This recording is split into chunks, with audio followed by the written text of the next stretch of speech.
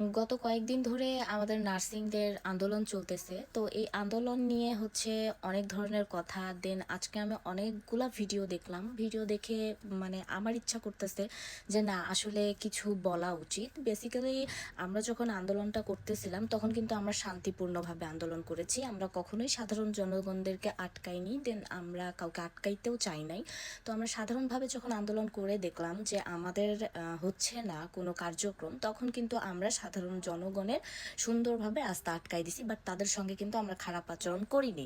But আমরা কিন্তু কোনো প্রশাসনের লোকের সঙ্গেও খারাপ আচরণ করিনি। তো এখানে একটা পয়েন্ট হচ্ছে, আমরা আমাদের একটা দাবি জানাইছি যে আমরা এইচএসসি পাশ করে 3 বছর পড়াশোনা করি, তাও আবার ইংলিশ মিডিয়ামে পড়াশোনা করে আমরা ডিগ্রির সমমান চাইছি। আমরা আহামরি কিন্তু কিছু চাইনি। তো এই আন্দোলনের ভিতরে হুট করে পুলিশ দেখলাম ঢুকে গেছে। মানে ওরা বলতেছে যে হচ্ছে একটা 3 ফুট নার্স, তারা কিভাবে বুঝবে আমাদের মর্ম? একটা 3 ফুট নার্সকে অনেক কিছু দেওয়া আছে, তাদেরকে বিসিএস ক্যাডারের মান দাও, তাদেরকে নোবেল দাও, এইভাবে অনেক ধরনের প্রশ্ন করতেছে।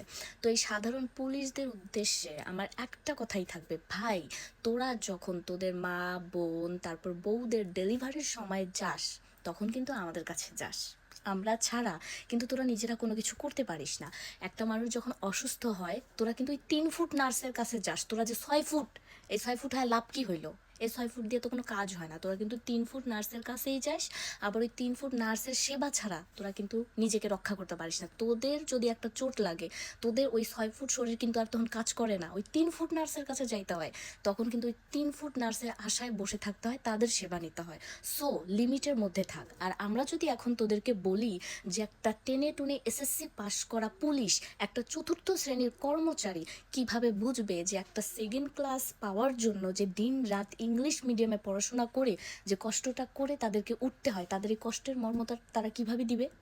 কারণ তোরা তো নিজে জানিসই না পড়াশোনা কাকে বলে। তোরা তো স্কুল লাইফটা শেষ নাই করতে করতে 10 লাখ 15 লাখ টাকা ঘুষ দিয়ে একটা কনস্টেবলের চাকরি করিস, তারপর ওখান থেকে তোরা প্রমোশন হোস।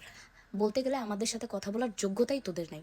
তারপরেও তোদেরকে বলতেছি, কোনো কিছু হলে হসপিটালে আসিস, আমরা সেবা দেওয়ার জন্য প্রস্তুত। কারণ তোদের জ্ঞান আর আমাদের জ্ঞান একই না। তোরা হচ্ছিস মূর্খ, আর আমাদের শিক্ষাগত যোগ্যতা আছে।